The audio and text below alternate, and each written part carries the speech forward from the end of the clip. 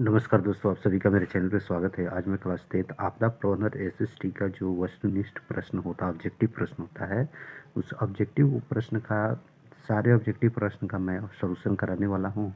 और आप लोग जो है, अगर चैनल पर नए हैं, चैनल को सब्सक्राइब नहीं किए हैं तो कृपया चैनल को सब्सक्राइब करें, लाइक करें, शेयर करें। एंड जितना भी प्रीवियस से लास्ट आप लोग का मैं हर रोज़ एक वीडियो डालने वाला हूं जो आपका एसएसटी, साइंस और मैथ से रहेगा। ठीक है, तो आप लोग वीडियो में लास्ट तक बने रहेंगे और वीडियो को देख के जाएंगे। आपका जो है 75% मार्क्स कोई नहीं रोक सकता है क्लास 10 में। इतना करके आप जाते हैं तो आपका एक भी ऑब्जेक्टिव क्वेश्चन नहीं छूटेगा। आप जान रहे हैं कि ऑब्जेक्टिव क्वेश्चन जो है आपका काफ़ी इम्पोर्टेंट, अहम भूमिका निभाएगा आप लोगों के परसेंटेज इंक्रीज करने में, बढ़ाने में। ओके, तो आइए क्वेश्चन नंबर फर्स्ट देखते हैं। प्राकृतिक आपदा एक परिचय से कि इनमें देखिए कितना बड़ा क्वेश्चन है। एक नंबर क्वेश्चन है, इनमें से कौन जो है प्राकृतिक आपदा नहीं है। ठीक है, बताना है कि प्राकृतिक आपदा नहीं है। ये क्वेश्चन जो है 13, 15, 16, 17, 18, 19, 23 में पूछा गया। ठीक है, लगातार ये क्वेश्चन पूछा गया। ठीक है, तो इसमें जो है प्राकृतिक आपदा नहीं। प्राकृतिक आपदा क्या होता है? वैसी आपदा जो मतलब भगवान के द्वारा दी हो तो उसको प्राकृतिक आपदा, जैसे सुनामी आना, बाढ़ आ जाना, भूकंप आ जाना, ये सब किसी आदमी के थ्रू बाढ़ थोड़े आ सकता है, भूकंप थोड़े आ सकता है, सुनामी थोड़े आ सकता है। ये सब क्या है? ये प्राकृतिक आपदा है। अब मानव जनित क्या होता है? जैसे कहीं पर सांप्रदायिक दंगा करा देना, कहीं पर झगड़ा करा देना आपस में।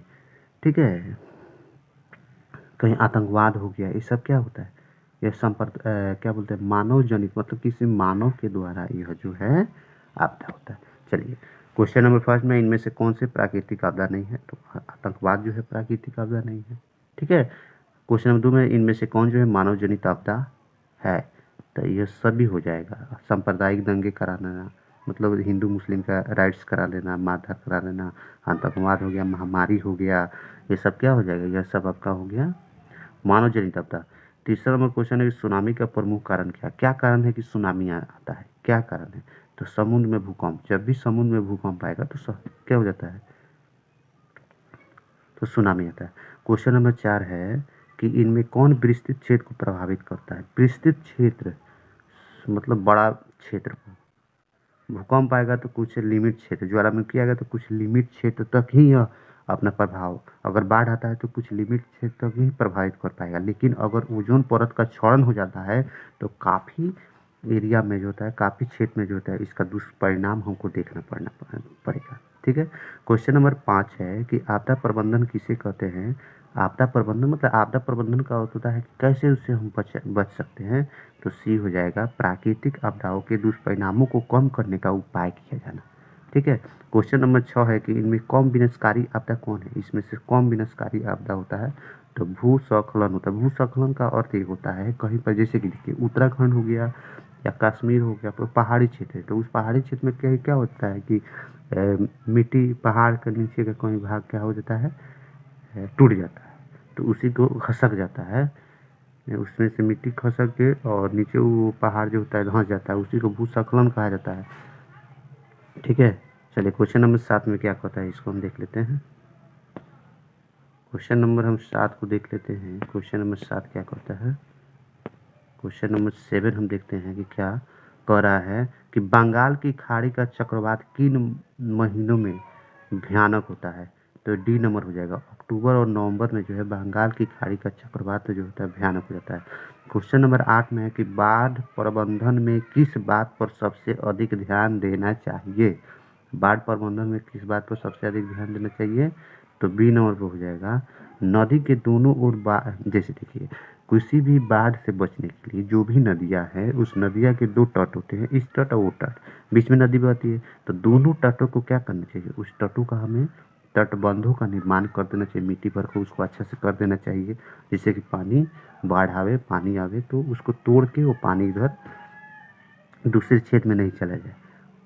ठीक है, आइए क्वेश्चन नंबर 9 में है कि इनमें कौन भारत का सूखा क्षेत्र माना जाता है? भारत का सूखा क्षेत्र इनमें से कौन माना जाता है?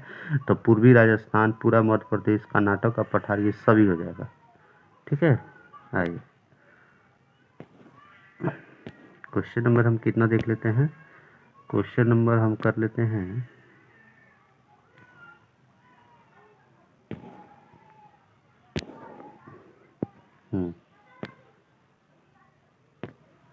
ठीक। क्वेश्चन नंबर हम 11 करते हैं। अच्छा, इसमें एक और क्वेश्चन, सॉरी, 9 नंबर क्वेश्चन तो हो गया था, इसमें सभी हो जाएगा। पूर्वी राजस्थान, पूरा मध्य प्रदेश, कर्नाटक का पठारी क्षेत्र जो होता है ना, ये सूखा क्षेत्र माना जाता है। 10 नंबर है कि इनमें क्षेत्र का भूस्खलन से अधिक प्रभावित है, तो क्या क्या हो जाएगा? तो कश्मीर और उत्तराखंड हो जाएगा, जहाँ पहाड़ी क्षेत्र है, वहीं वहीं पर ना भूस्खलन होगा। सर्वाधिक बाढ़ प्रभावित देश कौन सा है? तो बांग्लादेश है। सबसे ज़्यादा बाढ़ वगैरह कहाँ आता है? इन देशों में, जैसे पाकिस्तान, ईरान, भूटान और बांग्लादेश दिया गया है, तो यहाँ बांग्लादेश में सबसे ज़्यादा बाढ़ आता है।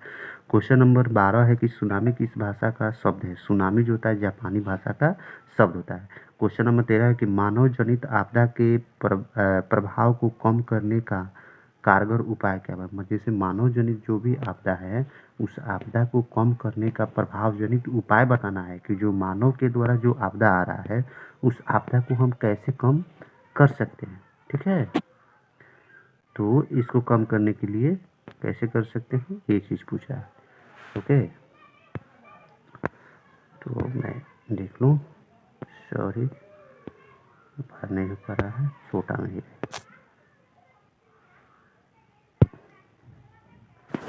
तो मानव जनित आपदा का प्रबंधन हमको बताना है कि कैसे इसको हम लोग कम कर सकते हैं।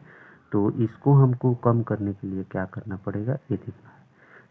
सामुदायिक जागरूकता का ध्यान देना, मतलब सभी लोगों को जागरूक करना कि हमें कैसे रहना चाहिए, क्या करना चाहिए, कैसे कैसे कोई भी हम काम कर रहे हैं तो कैसे सावधानी से करें। इसकी सांप्रदायिक, मतलब सभी में जागरूकता होनी चाहिए इस बात का।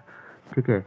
भूकंप किस प्रकार का आपदा है? और बताना है कि भूकंप जो है किस प्रकार, वायुमंडलीय है, जलीय है, प्राकृतिक है या महामारी है, किस प्रकार की आपदा है? तो यह प्राकृतिक आपदा है।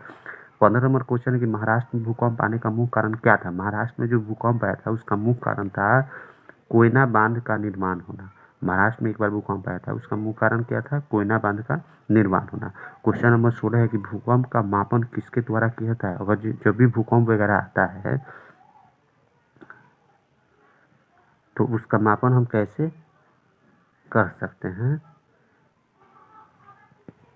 तो रिएक्टर स्केल पर, सिस्मोग्राफ पर, रिएक्टर स्केल पर हम कर सकते हैं भूकंप का।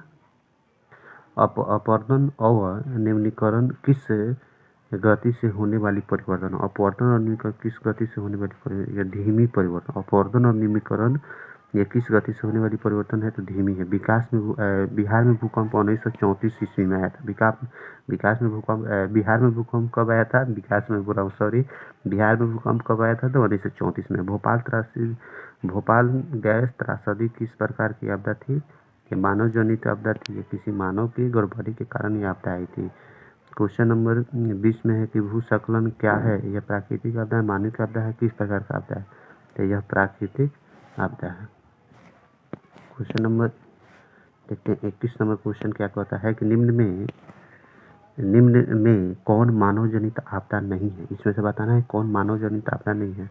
मानव जनित आपदा कौन है? तो सुनामी का आना मानव जनित आपदा नहीं है। ये चीज़ आपको जानना है कि मानव जनित आपदा क्या है और क्या बोलते हैं, उसके बाद प्राकृतिक आपदा क्या है। इन दोनों के बीच में जो अंतर जान जाएगा वो आसानी से इन चीज़ों को डिफाइन कर पाएगा। ये क्वेश्चन, इनसे क्वेश्चन जो होता है बार बार आते हैं। ठीक है, चलिए।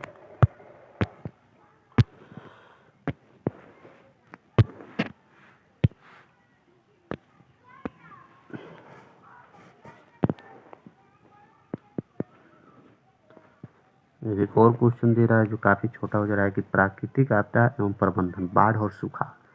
कह रहा है कि नदियों में बाढ़ आने का प्रमुख कारण क्या था? नदियों में जो भी बाढ़ वगैरह आता है इसका प्रमुख कारण क्या था? तो नदियों की तली में अवसाद का जम जाना। नदियों की तली में अवसाद का जम जाना। ठीक है।